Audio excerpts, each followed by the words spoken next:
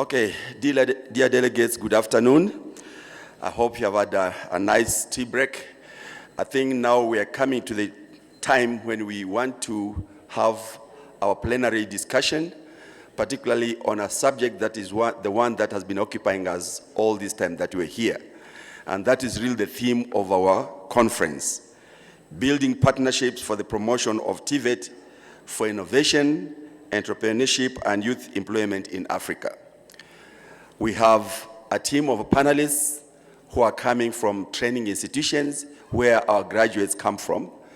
And I think it's time now for us to get their views in a way as to how they have created environments that promote innovation, because the focus is now that we are not going to be consumers, but we should also be innovators.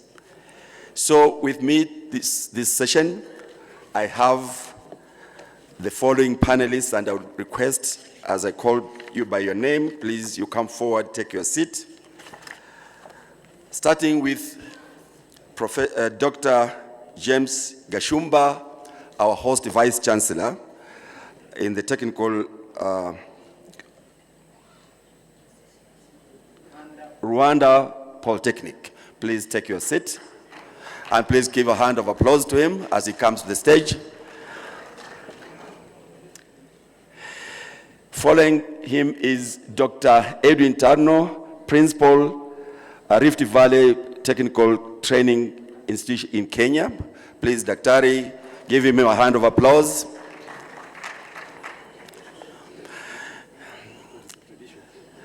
And then we have Engineer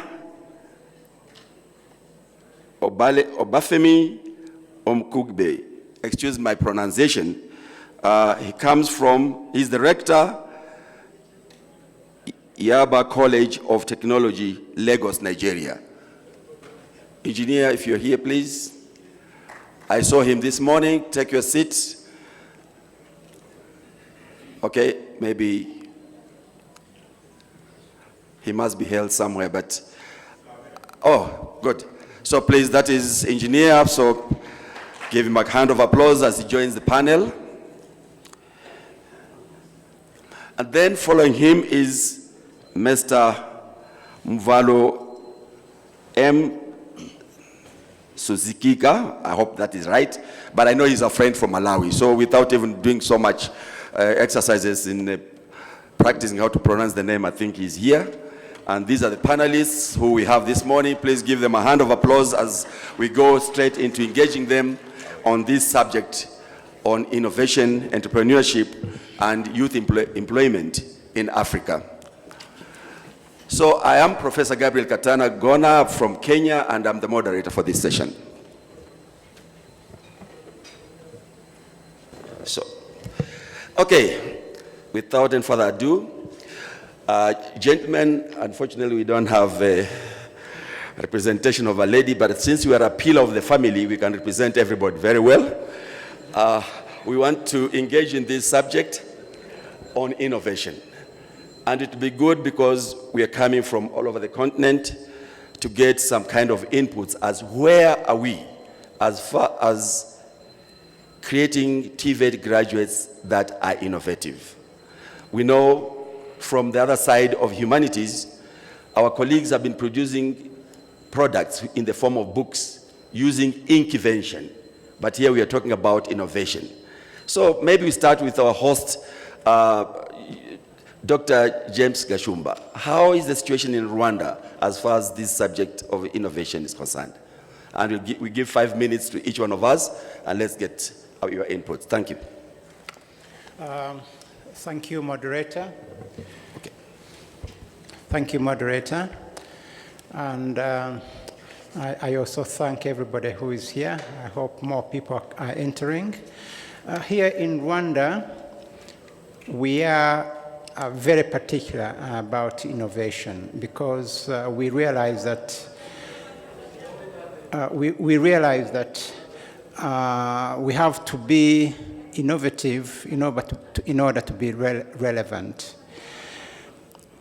Before I became Vice Chancellor, I was working in the University of Rwanda And yes, we had innovation by students. Some of it is research driven.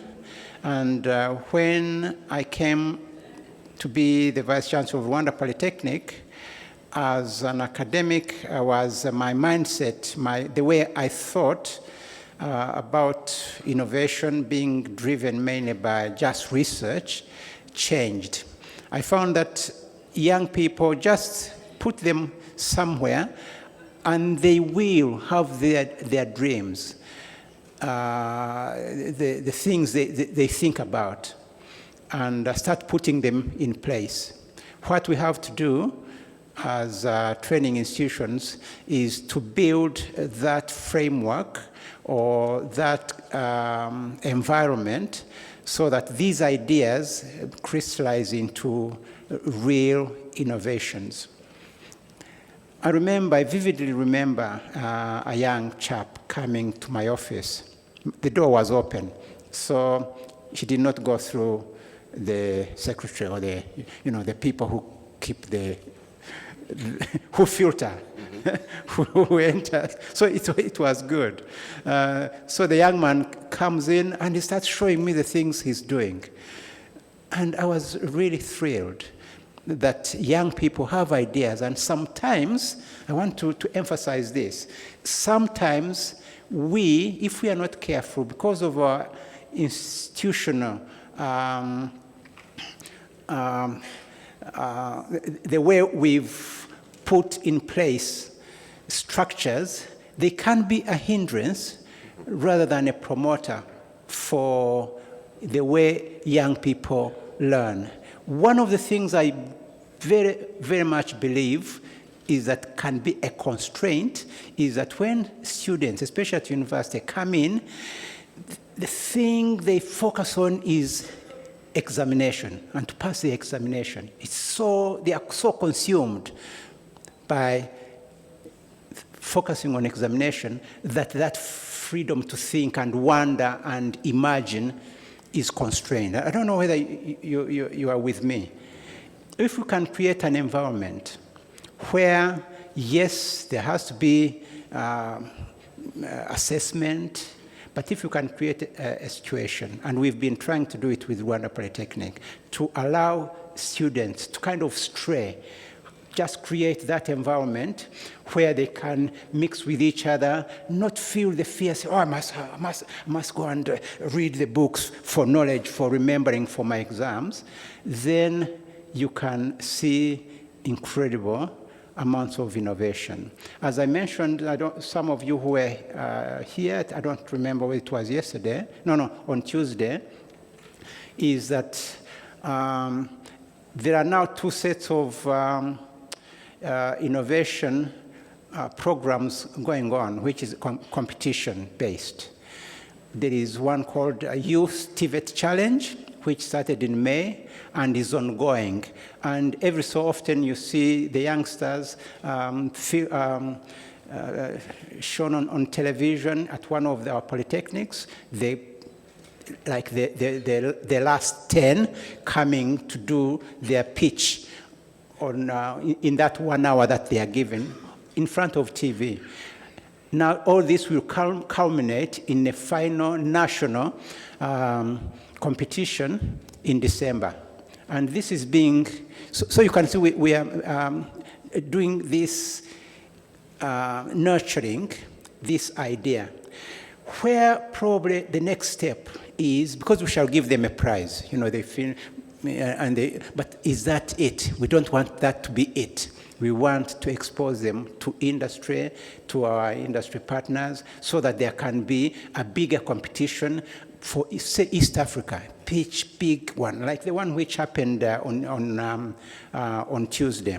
I think I hope everyone is aware that there was a competition. The finalists in this Kappa, the Pitch Africa competition, which happened on Tuesday evening, we gave them prizes, 7,000, 5,000, 4,000.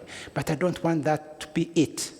The next should be, how could we propel this to the next level, which is possibility of commercialization. Now, I must confess, at my own institution, we still don't have, although we have an incubation center, we haven't reached a stage where we can say we have either a research and development program which picks those ideas and then creates an environment where they can be seen and spotted by the right people.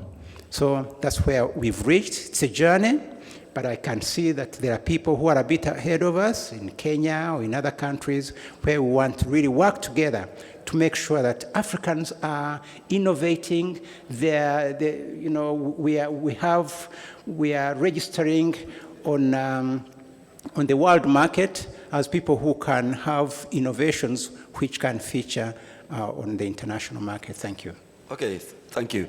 I think Dr. Gashumba has mentioned something very important right from our background, where maybe they thought that they could teach innovation rather than offering the space for the youth to be innovative. What is the situation like in Kenya? Because they are saying you are ahead. So, Dr. Turner. Thank you very much. We generally have the same kind of demographic thinking, but there are some few things that have happened in Kenya that have really helped us. I think the critical aspect has been that we have had competitions in Kenya that have been innovative in nature. We have had competitions among the Tibet institutions for the last 6 years or so, which culminate in the nationals being done. We also have managed to identify innovators. We have, for instance, an innovation competition that is currently also financed by UNIVOC at the Rift Valley Technical Training Institute, which is a UNIVOC center. And you must have seen some students and some booth out here where they were the innovators for the last for a conference that was there last month. They get up to $5,000 reward for them to move to the next level. But then we come to the same predicament that my colleague here mentioned. A lot of people have mistaken, or rather have mixed up the issues of innovation and entrepreneurship. What is the relationship? The other one, what is the relationship between research, innovation, and money? So these things cannot be put in straitjackets alone. Researchers and other people who are practicing these issues will tell you that research creates the knowledge or new knowledge. That new knowledge is what is used to create innovations. And then the innovations is what generates wealth. So that sequence would move like that. Sometimes it may not even be based on research. It can just be based on, a lucky strike that someone comes across to, and therefore we're able then to move to verifying it through innovative processes and be able to actualize it. A lot of institutions in Africa seem to separate these items. We talked about innovation for the last 10 years, well, 5 years. In every conference, we talk about innovation. What exactly is missing? We have not worked in Africa to consolidate the relationships between all these aspects. You'll find someone has got research and development department, and also has another one called the entrepreneurship department. Then you have another head of department called innovation department. They are not like that. They are intertwined. So they really need to work together to make sure that it's a seamless, because the information flows between entrepreneurial ideas to innovations and back to research and back to enterprise creation. And a lot of people think that innovation is a far-fetched item. It's basically either getting a new product or changing the way that product works, or changing a process or getting a new process. It can also be changing, like as a process, for instance, M-Pesa is a process. The process of doing a particular item. Uber is an example of a process change. We used to call you to come and pick a taxi. Now we are giving you, we are able to treat you and you get all this stuff. So innovation really is not far-fetched. It's not something that is utopic. This is something that happens every day in our life, but the only problem is that you don't have time to harness it. Our children do it every time. In Kenya, there are so many innovations, but there have been mistakes that I would like to point out. As a UNIVOC Center for the East and Southern African region, Rift Valley has been collecting information and also disseminating to other NUNIVOC centers headquarters in Bonn, Germany. And we have been selected among the 10 innovation hubs in the world by United Nations, UNESCO UNIVOC. We have 3 in Africa. One is in Rift Valley TTI, the other one is at Yabatech in Nigeria, and the third one is at Seychelles Institute of Technology in Seychelles. We will be been busy the last 2 months trying to do peer reviewing of each of the innovation hubs. They call them iHubs project, and maybe so if you have time, you can Google and see how that works for the United Nations system. It is expected that these innovation hubs will be able to work to then create systems that can be copied across the African continent. But if you can allow me to just mention that there are some barriers that are really endemic that we really have to address. We have experienced them in Rift Valley, and as much as we are among the leading ones in innovation in the East African region, but we have issues that we also think are challenging. The one that is the most difficult is what Professor Dr. Gashumba said. We believe in the curriculum more. We just stick with the curriculum. Examinations, did we pass? Did you clear the syllabus? That's what the principal will ask the lecturers. The projects completed on time. So really, the culture of innovation is not inculcated in the children. The second biggest problem is lack of policy framework. Go to any country. We are trying to develop one in Kenya. It's not yet ready. We have no policy framework that allows institutions or even governments to work on a policy framework that starts from the national level down to the institutional level. Most of us operate by the happy-go-lucky kind of adage. What that means is that if you are a lucky institution today to have a brilliant boy or a brilliant student who does research, then you are lucky. It should actually have we should have a system of a framework that comes from the government level downwards. I know in Kenya we've started something called Kenya National Innovation Authority, but it's still very young and it hasn't really gone down. And I think that would be the way we could also start by doing. But we need to have policy systems. The other problem that has of course been there is of course lack of knowledge. Students don't even know that there is something called innovation. They just know that they have been asked to go to Rwanda Polytechnic, and then what are you going to study? I'm going to study mechanical engineering, and that is it. They have no idea about anything called enterprise creation. They go to those institutions without the idea of innovation, and therefore they find innovation as something that is new and that even should be in the curriculum. And you've noticed that there is no curriculum among the technical colleges that talks about innovation. I've never had a curriculum that discusses the word innovation. So we miss out on many things. I have so many to mention, but another one, of course, is what is called the correct financing. Correct financing. I have not said financing. I've said correct financing. Correct financing means it's a seed money that is given specifically to students doing research. For those of you who have been innovators or scholars, research and innovation is expensive. Sometimes you work on an innovation and it fails to work. We shouldn't condemn you. We just say, thank you, you tried. So it's expensive. We keep exploring. Sometimes we succeed. Sometimes we do 70%. Another person comes and helps us. So we need the correct money. But above all which, my friend Dr. Gashumba said, is what we call in our language time to market. Time to market refers to the time it takes for a product to be innovated to the time that product is marketed. Now, time to market, you must be sure it should be short time. All items that you are innovating must, of course, be patented. But the patent internationally stays for 3 years. That's the maximum time. Rift Valley, I think for the last 3 years, we have patented more than 15 items. Some of them expired last year. This year, we have patented another 6. I'm very sure they'll be expiring soon, including the biscuits that you saw there and the machines that you saw. So you have to patent. Then the time then to market is an issue. And between that time, that is where frustrations begin. A brilliant student, for instance, of Eldoret Poly last year, who won our championship. We tried to fund him, but still, his prototype took us time to help him to construct it. It was an automated posho mill. But you can see now the time is running out. Of course, there are so many other aspects that I don't want to say, the questions of taxation, and then the private sector participation. The worst, again, is the issues of piracy. What we have done in a framework that we are using in Rift Valley Technical for the purpose of the East African community, because you're also the Center of Excellence for the East African Community Technical Education under the East African Community framework.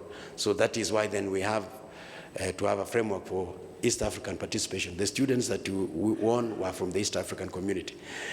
Piracy, they don't patent. Students walk into a classroom, they discover an item, they sit together with their lecturers, they come and display in our national championship. They even go to a national TV and say, I have discovered this and that is happening. I was worried when I saw my friend from Tanzania showing all the details of his schematic program of how his project works. I hope it is patented. Because from the presentation today, I can go and duplicate that. In fact, tomorrow, because it's faster, I don't have to do anything. It's just a question of copying and pasting. So we need to have a system of assisting students from the time they walk into the institution to start having the culture of innovation and entrepreneurship. And then from there, flow them slowly and connect them to the industry, connect them, give them an incubation period. Like in our case, the students that you saw who are baking those interesting biscuits, we are going to have an incubation for 1 year in the Rift Valley. They have to stay in the college. We are paying for them electricity. We give them a small workshop to start producing their items for 1 year. And every 1 year, we expect them, they have gone strong enough to now be able to depend on themselves. Then the next cohort will come in and we try to support like that. We have not yet reached there, but I think we are doing the right thing. Thank you. Thank you. Now, nurturing the innovators. We get very good ideas, and how do we grow an innovator? There is a situation or a story that one student discovered that the compound had so many snakes, and he started catching snakes and they got the skins because he knew he could make very good handbags for the ladies. But then he was suspended from the college because he was scaring other students. Anyway, that is just on light note. Engineer, how do we nurture innovators, really growing them to the level of protecting the ideas, growing the ideas up to the level of entrepreneurship, meaning they can sell that product? So, thank you very much, the moderator.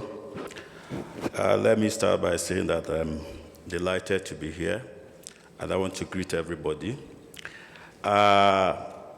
The level of TVET in our schools in Nigeria cannot be quantified in the sense that there is no standardization as to the TVET education. You'll find that it varies from school to school. It varies from state to state. But I understand that the National Board for Technical Education is putting up a frame structure to see that this program is standardized. And as such, there will be a common curriculum so that by then we can measure the level of involvement in TVET education.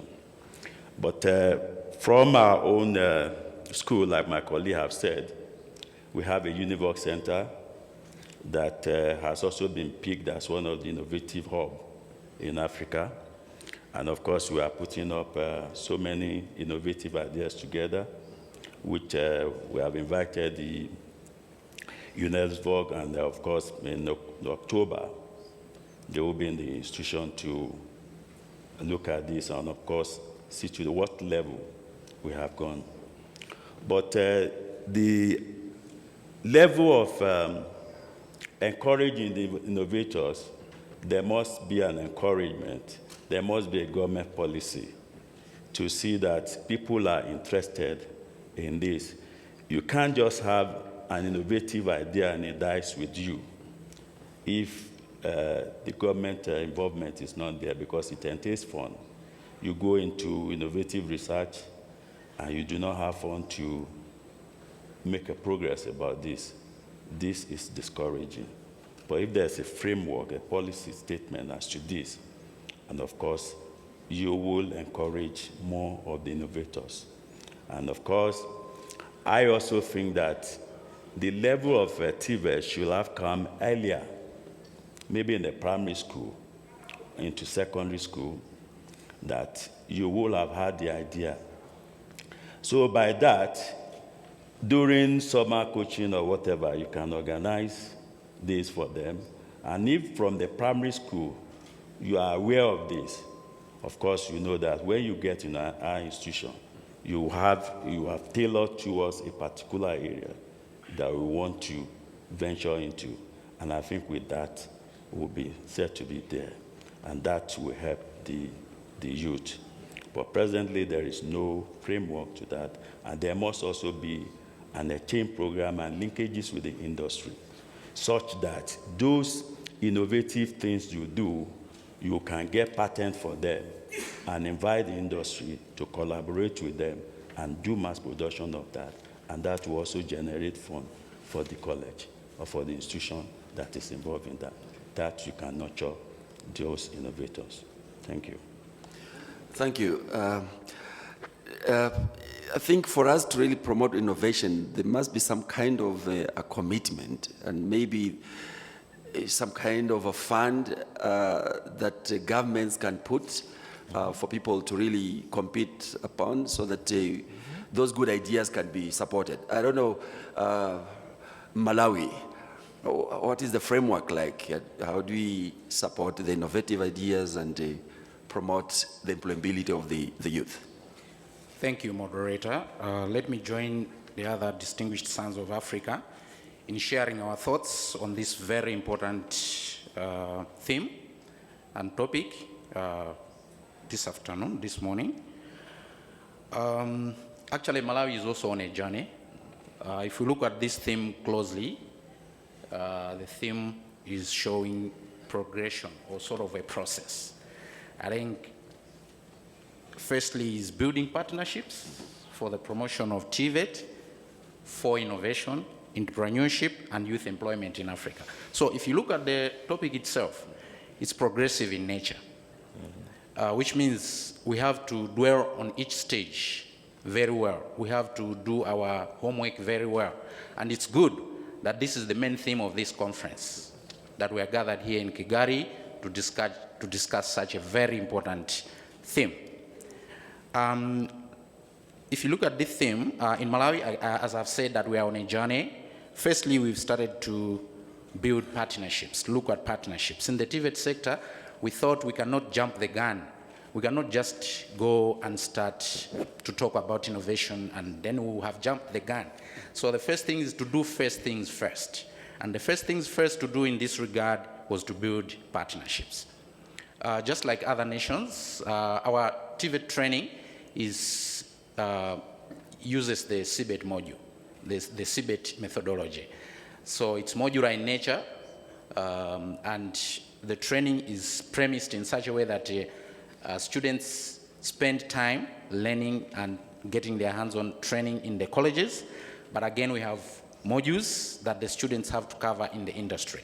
So the first step to build partnerships pulled all the TVET institutions to partner with the industry, because training will take place in two places. If students are to show talents, those talents will start to be identified maybe at institutional level, but at the same time at the industry level. So both areas take part in training of apprentices in Malawi, at the college as well as at the industry. Again, we've gone further to nurture the partnerships towards bringing about these good results of innovation, where at the moment, as I speak to you, all the important stakeholders in Malawi are geared towards bringing an enabling environment where our students can now begin to practice their ideas. As I speak to you now, infrastructure is being built in some of the colleges, the TVET colleges in Malawi. These are business hubs or incubators where students can practice their skills, and then eventually those skills, those innovations can develop into small-scale industries. Most investors would probably take up those innovations that are meaningful to the society, that are marketable to the society, and eventually you see that the end product of all this will be youth employment. Because why are we talking about innovation? We are talking about innovation today so that out of those innovations, industries can be created, firms can be created, activities can start to roll. You will not roll activities that are not marketable to our communities. You only roll activities that are marketable to our communities so that once they become industries, it is the market that can drive those industries. If they don't have market, they will not thrive.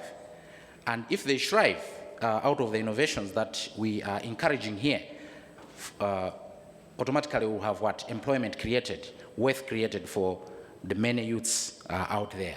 So in Malawi, all I can say is that all the stakeholders, we have the TVET authority, which is regulating the training, the government itself, and the institutions at large. All of us are moving towards that journey where we have to build or strengthen our partnerships.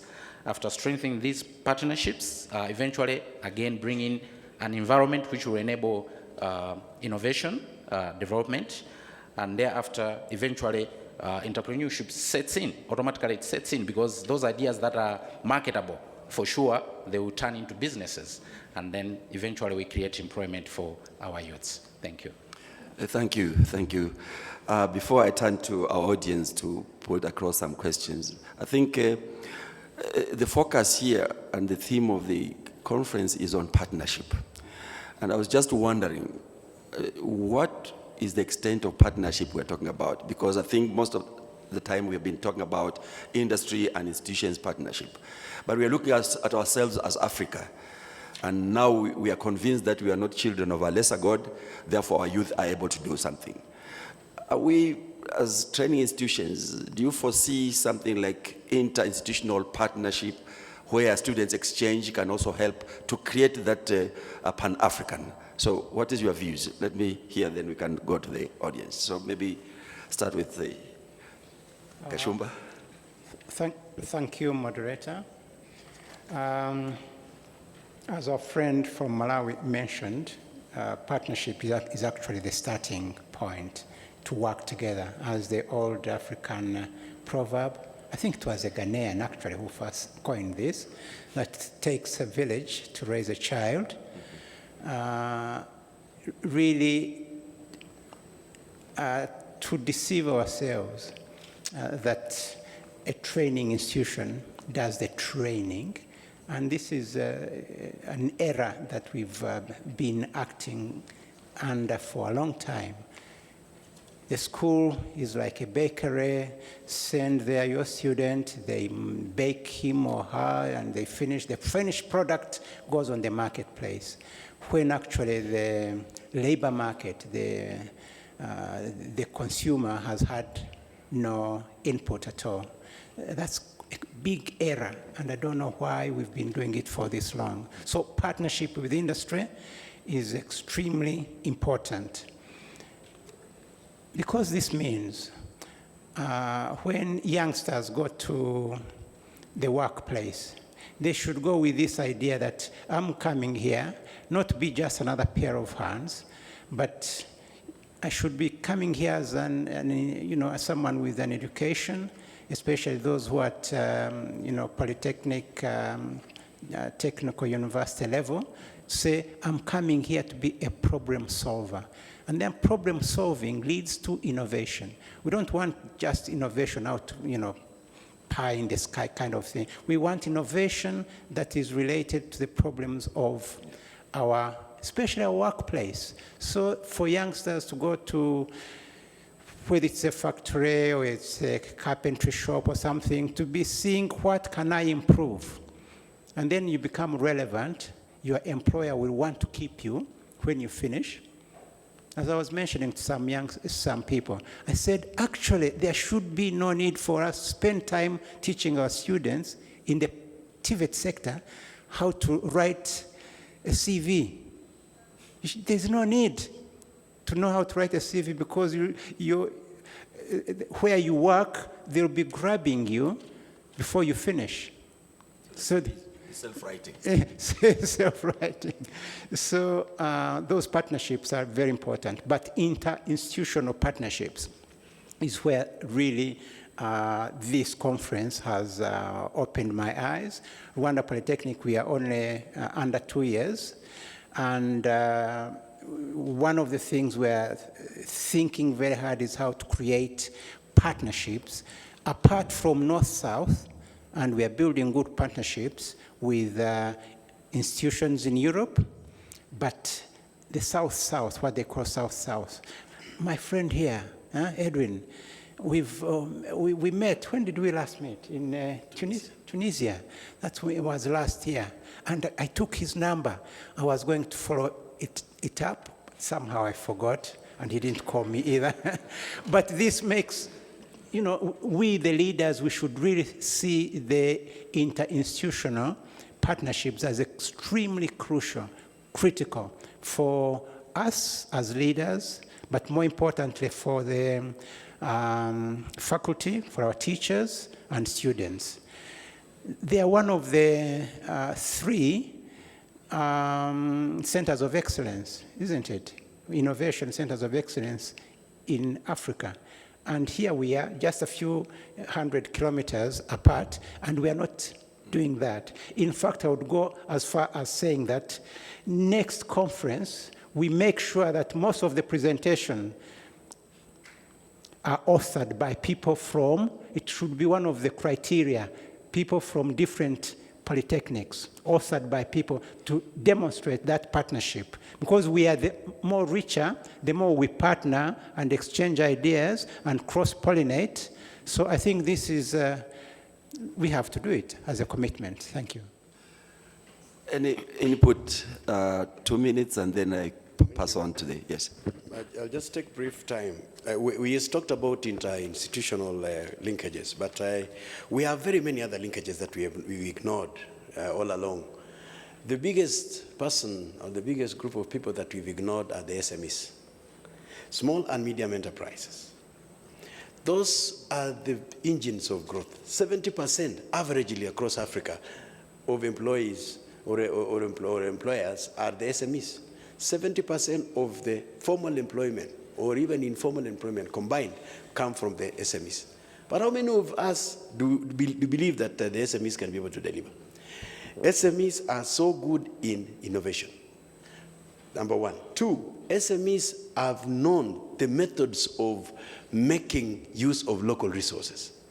They are masters of it. You go to the market here in Rwanda, they have a very funny way of making a brick. You go to Nairobi, they have a very funny way of transporting an item from one place to another. The only problem is that they are not formalized in the way they do them. The second thing about SMEs is that they are the feedback group.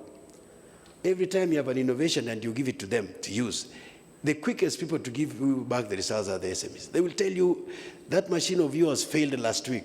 And they're also good in using it. They use it so roughly that you really don't have to take the whole year. In 6 months, you should be able to get the results. So we really need to harness the power of the small and medium enterprises. The other thing that we need to harness is the use of ICT. We know from research, including the World Bank reports of last year, that the use of ICT quadruples the innovation chances. 4 times most likely that you'll be innovative by using ICT. Out here, there is a group calling itself Gallant Softwares. They have developed a 3D printing methodology that is virtual. So if you fabricate an item, you can actually design it virtually and actually test it virtually. You can imagine that? You're testing an item virtually. It even gives you the efficiency. It tells you from what happens if you use this machine, it is 60% efficient without using any coin. That is the level we should be heading to. Use of ICTs to integrate. Similarly, we have to deal with the industry. We have to agree that institutional issues also have to be together in place. Country and country, particularly south to south, is very critical because we know so much. In fact, our argument all along in this conference, we have attended so many CAPA conferences and other conferences, including where we sat with him in TVET experts group in Tunisia. It's not, we know our problems. It's high time we stopped talking about the problems. Let us discuss what are we going to do to solve the problems. Let's stop talking about innovation. Let's ask what is stopping us from innovating. Let us not talk about, entrepreneurship is very important for Africa. We knew it 10 years ago. We should ask, why are we not getting entrepreneurial? That is the level. And Or else we'll have another Kappa conference next year, and another year, and another year, and then we will retire and say, me and him, we sat in a conference and we talked. We should be now moving to the next level. What are the reasons why we are not doing what we are supposed to be doing? And then from there, we should be able to move on to the next level. Thank you. Thank you very much. We have 8 minutes, and I want to turn to the audience. Why are we not innovating? Okay, it's you to ask the panel. Please, you have time now. We can take some few questions. Yes, the mic.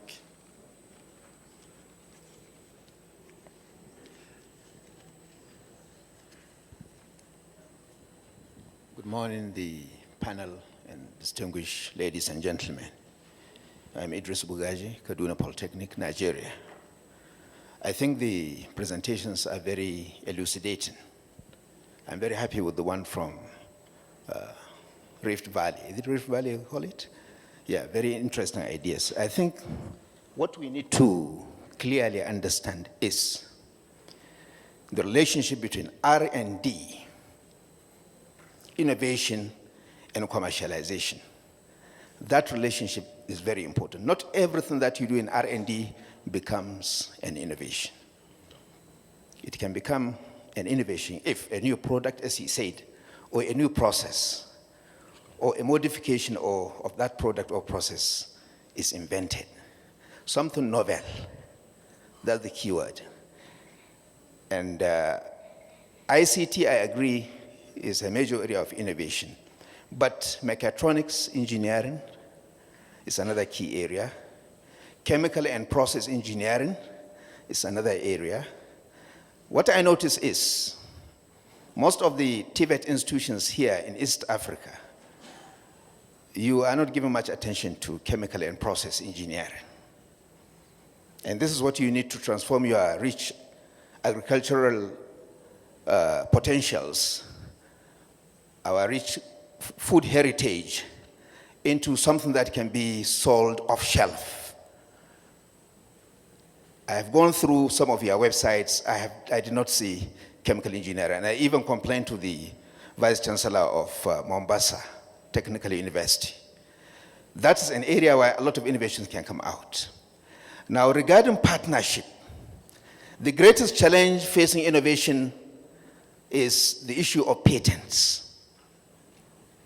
Patents is the major challenge. In most African countries, patent registration is not transparent. I don't want to mention the names of those countries, but some of you may know. You file a patent. I hold about 5 patents. I have the 6th one in the process. You file a patent, and before you know it, people in the patent office will leak the information to another person. And they will delay your own. And before you know it, another person has already registered your patent. That is one challenge we are facing in African countries. Not just piracy, as mentioned by Rift Valley, but this issue of patent registration. We have to do patent registration for us to protect the intellectual property of that innovator. How do we solve this problem?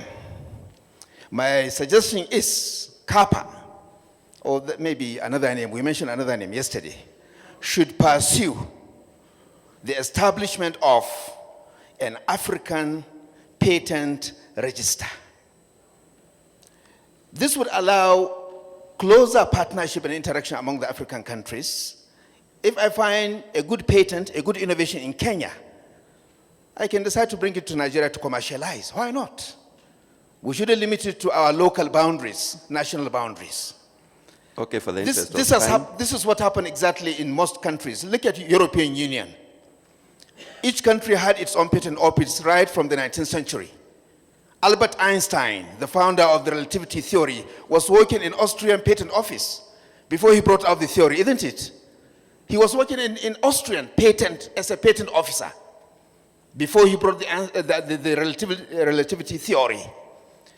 So now they have created what they call the European Patent Office, so that patents registered in any country in Europe can be moved to another country and they can commercialize it. Africa needs to do that. CAPA should pursue this, and I hope this will be part of the resolutions of this important conference. Thank you. Thank you. Yes, give the mic on that side. Please take note, it was only 8 minutes. Okay. Thank you very much. My name is Geoffrey Lukunja okay. from Kenya. Okay. Now, It is Malawi. for us to be able to appreciate innovation, we must be able to have tangible products or services that we can say today, this product which we are enjoying, or the world is enjoying like M-Pesa, came from our TVET institutions, and we can see it, we can feel it, and we can enjoy it. I'm looking at an ecosystem, and that's where the question is going to be, that can be able to bring about things that we can see and not hear all the time. Yes, students have that craziness of thinking and coming up with good things. And we are creating the environment, as it has been said, to enable that to happen. But I'm not hearing, and I want to hear this, where the facilitator is in this regard. And that is none other than the trainer taking up the role of a facilitator. What is the capacity in terms of recognizing an innovation and provide the necessary support? Have we built capacity of our trainers to support innovation in our institutions? Number two, I am not seeing, because it cannot be sporadic, kind of,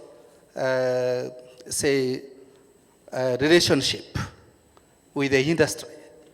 Have we built an ecosystem where we can have industry teams that can be visiting institutions to get traces of any innovation as we release our students and their facilitators to develop innovations, so that as an industry can be able also to take their role to support development of that innovation till the level of commercialization. Thank you. Thank you. We take two more, one from this side. There is quiet, so let's two of the sit. Thank you. My name is Richard Kambinda from Namibia. I think maybe it is too late to talk of innovation at tertiary level. Maybe the problem starts from the beginning. How is our education system open up for children to be innovative as they grow? Maybe asking for innovation at university, at master's level, PhD, maybe it's too late. Maybe we need to start from the beginning. And we need to get to the point where our curriculum are actually blank. There's nothing written in there. It's just written curriculum for plumbing or mechanical engineering, but there's nothing written there. So that people can become creative. And maybe this is what I wanted to know from the panel in terms of what are we then doing to ensure that our education system creates this opportunity of innovation from the very childhood, from the very beginning of education. Thank you. Thank you very much for that question. The last question there, I'll take, that will be the last, then, okay. Thank you. My name is Maulilio Kipanyula from Tanzania. My question is directed to Dr. Gashumba and Dr. Tano.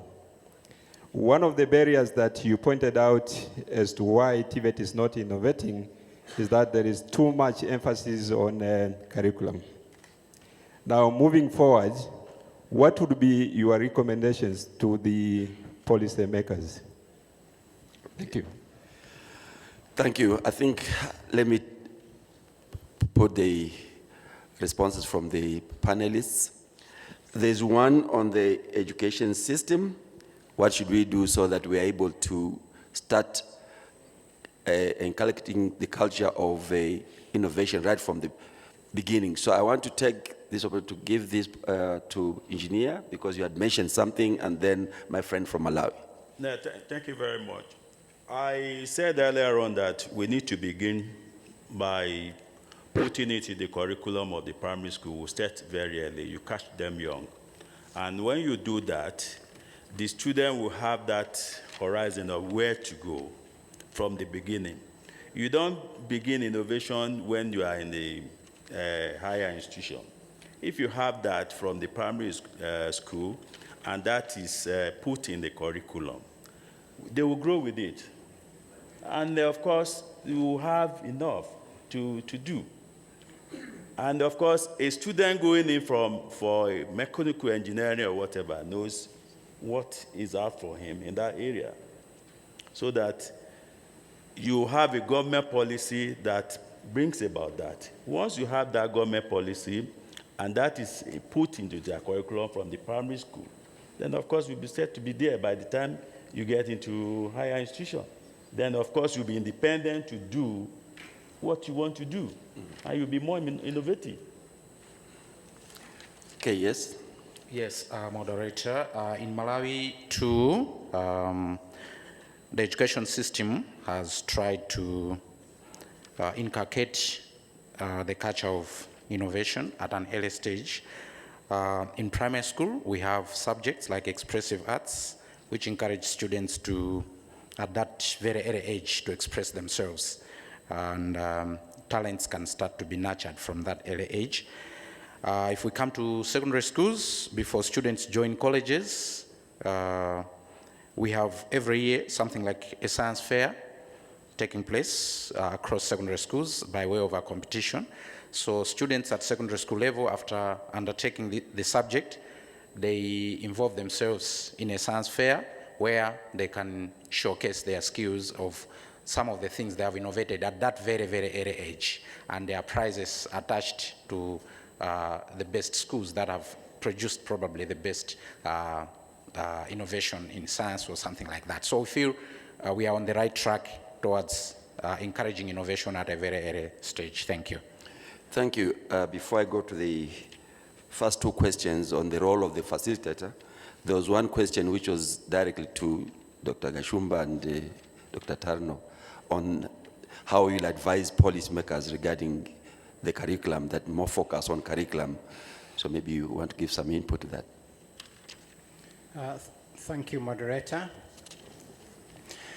I want to be a little disruptive, to think out of the box, and probably make some of you unhappy, to the extent where I say there was actually a study, I think it was in the 1980s, where in America, where they found that most industrialists, people who become owners of big companies, were people who dropped out of school. I don't know if you've heard about this. Okay? Actually, did Bill Gates graduate? I don't remember whether he graduated. I think he dropped out. He never got his degree. So it means there's something we don't do right. We've filtered education to those people who have photographic memory, remember things, what the teacher has said, and then reproduce them on paper, and then we are called clever. But that kid who is sometimes absent-minded is thinking something else, and the teacher says, pay attention. Those are the kids who we call, in Kinyarwanda we say abaswa, which means stupid, not clever. Okay? So our education system needs to be really intentional. In some countries, they've started doing it. They call it talent search. so that a kid can be noticed when they're even in grade 4, that this kid may not be the material for university, but someone we could nurture. Our Minister of Education, one time my Minister of Education called me to his office. He said, come here. I said, oh, I'm in trouble, what have I done? And then I found a little kid called, do I remember his name? I think he's called Elvis. Remember that I had Elvis Mugisha. I think Principal Diogen is here. Elvis Mugisha had been discovered by a news presenter, camera person, somewhere in a place called Masaka here. A kid who has never been to school. He dropped out of school in P2 or something like that. He was an orphan child. His parents died during the genocide of 1994. And he was picked up by people who were fleeing to Tanzania. But they were themselves poor, so he never got education. Then when they came back, he came, but he never got education. So this kid, villagers were telling stories. Oh, he repairs our phones, he does all this, and then he makes, what caught their attention was he was making, what are they called? The drones. He was making drones. Someone who's never been to school. But in our society, we ignore such people. So the minister says, I want you to take Elvis to our institution, which is for post-secondary education. It's a university. Huh? So, and then I was about to protest, but he's never been to school. And then I said, oh, I better not do this. So this kid is doing great things. He walks around in a jacket, and the jacket has things on the back which charges the phone. So what am I saying? In answer to your question, can we do something about curriculum? Revise it, be disruptive, not so focus on a teacher says, oh, I haven't finished everything I need to teach. Especially in this day and age, there's no need because people can access this information. Give them the space. Start telling them you are clever or do it. And then I think the sky is the limit for the kids. Okay. Thank you. Maybe, Dr. you may also need to mention also the role of the facilitator. Okay, thank you. I will just, I was impressed by what Dr. Kashumba just said.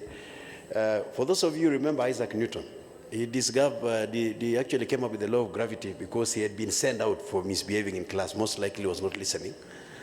But out there, when an apple fell down, he discovered that there was a possibility of creating a new law. So usually experimental learning is the story that we need to change our curriculums to, our curricula to. Most of us have rote memory system, comprehension. You read, you reproduce. One best way of doing this, which the Kenya government is trying to do, is through the competence-based education and training for higher education and curriculum and competence-based curriculum for lower education, CBC and CBET. You see, if you work on a CBC system, it means you are trying to experiment at every stage. Your business is not what the teacher says, it is what I also know. If you allow children to do so many things on their own, they actually become more innovative and they discover more than you can.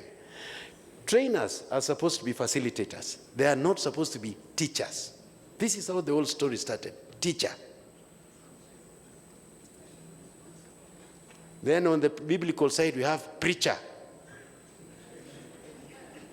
So you're either preaching or teaching. But there is no response on the other side. The word teaching has just been from one direction to the other. The word preacher has been from one direction to the other. I've never seen any church where you are asked any questions. That is the kind of setup that we have had over the years, because after all, we know educational systems came from Christian or Muslim systems. All our educational systems in the world were derived from religious systems. So there was no way you could ask someone in front here how to explain things. It is, I have said, so I'm teaching. And also when I'm not talking about anything academic, then I'm preaching. The role now is facilitation. The students are supposed to be the focal people, not the trainer. In fact, a country like Finland, with very interesting educational system, uses experimental learning, where your business is to allow children at a younger age to start fixing small gadgets as they grow. Their examinations are not written. Your examinations are more explained. Why do you think this happened? When you dropped this object, it fell. What is the reason why it fell? Don't tell them gravity. Because if you are writing, just write gravity and you have 100% marks. But they should be able to explain. So I think, as I mentioned earlier, our focus has been let's pass exams, and the person with the best examination results gets first-class honors. That person gets first-class honors, gets a scholarship to go to Ibadan University to do masters. Of course, he's very good in comprehension, so he does it again and gets his PhD. So when he comes back, the whole game is about teaching, not about the participation of the student. So I think the trainer issue, which my friend Rukunja asked, this is exactly what's happening. The role of the trainer, particularly in competence-based system, is diminishing. But we are rigid to have it because you have to have control as a teacher. A lot of you have given your children your phone. You're surprised how far they can take you. They mess up your phone according to you, they have messed up, according to them, they have used it. It's basically because they are doing better than you, but you don't want to agree that. One time, I have a friend of mine, just as I conclude here, he's called Koskei. One time we were with him at the Jomo Kenyatta International Airport. So he sends his son money, using M-Pesa. Then he waits for the boy to say that I've received the money. I think he's somewhere here. So we were with him. Then the boy, of course, receives the money and keeps quiet wherever he was. So he tells me, these young men now don't listen. You see, I sent this man money, and he has not replied that I've got. Then when he called him, this is what the son said. Daddy, next time you see the reply, they are saying, M-Pesa has been delivered to John Koskei. Please know that I've got it.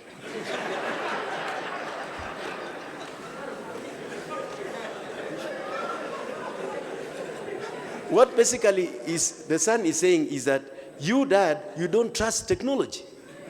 For me, I am through. I know I got it and I have the money. So next time you see a message like that, believe in that technology. This is the situation that we are talking about. These guys are more advanced than we are, and what we need to do is to facilitate ourselves. Similarly, international synergies is also very critical in this. So I think we just have to change the way we teach. We also have to change the way we perceive the student. The student is much better now. It's more the 21st century academic system is different. 3 years ago, I presented a paper in the Teacher Service Commissions. They call them Africa Association of Teaching something in Mombasa. And I mentioned the TVET teacher of the 21st century. I will avail that paper for you. The 21st century TVET teacher, how will that teacher look like? That is now the future. The teacher is different. And I use the word teacher basically to make sure that I'm saying 21st century, but still using the word teacher. So things change. They say while you are away, things change. So we really need to evolve as trainers of education, particularly TVET, to have a more integrated system where the student is bigger than the teacher. Thank you. Thank you.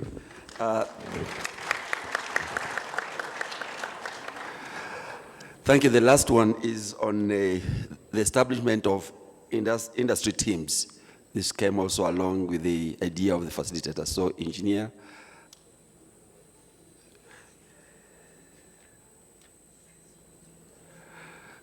Meaning some kind of linkage between industry and institutions, so that out there we have some industrial teams.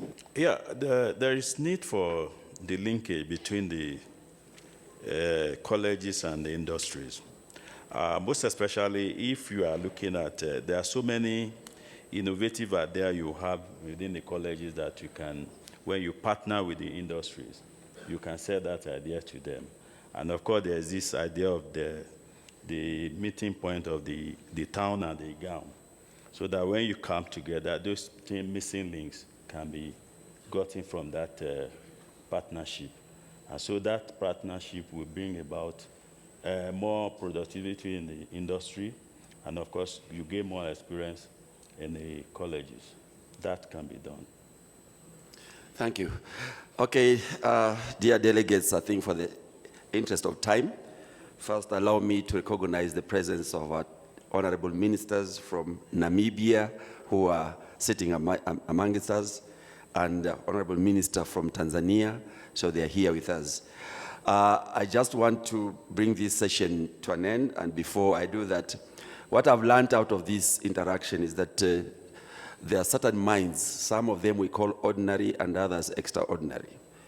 The ordinary mind is the one which, when you see an apple falling, you don't have to ask why it fell down. You simply catch it and eat it. So the extraordinary mind is that one which will ask now, why did it fall, instead of eating the apple? The science in it. The other one is the fact that there was the issue of why don't we start a curriculum right from the beginning at early stages.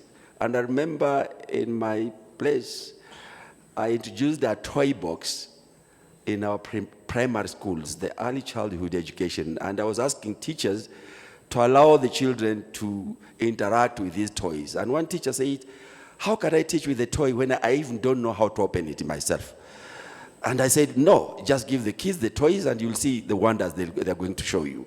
So the idea of paradigm shift. So I think in a way of seeing the way forward, there is definitely need for a paradigm shift, even in the way we think about how we implement the curriculum.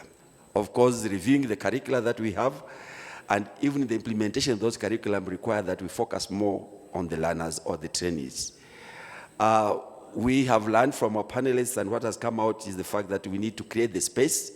We cannot teach innovation, but you can create an enabling space where our innovation come in. Of course, we need partnership, and partnership with stakeholders at institutional level, with the industry, and even maybe at community level, so that the innovations can be relevant towards the societal needs. I know as training institutions, when we come to your institution, we shall see very big vision statements and mission statements. You want to be the leading centers of excellence responding to societal needs. But how do you respond to those societal needs if you don't create those innovators? So this is what we have really come through. Of course, there are certain challenges in terms of the frameworks of financing, and I think I was simply doing that summary so that I can give my panelists 1 minute each to make their last parting shots before we close the session. So we start with Malawi. Thank you, moderator. My last words to the audience is that let's go out there and be agents of change. I think we come to these conferences every year. We come out of them with lots of lessons. Let's not shelve these lessons. Let's not pack them. Let's use these lessons. Let's be agents of change ourselves so that we see the Africa that we need, so that we see the society that we need, that we all desire. The theme was very appropriate for this conference, as you have seen, and let's take these lessons home with us and let's start to act on them. We have various responsibilities in our different capacities back in our countries. Let's take on board those actions that are possible and let's start changing the society that we are in. So let's be agents of change as we go home. Thank you. Thank you. Very strong message. Well, for the promotion of innovation and entrepreneurship in TVET, there is need for deliberate integration of private sector and the financial institution in the TVET framework so that we can establish a framework for TVET education. Thank you. Thank you. Thank you. For me, I think the main story is let's stop talking. Let's start working.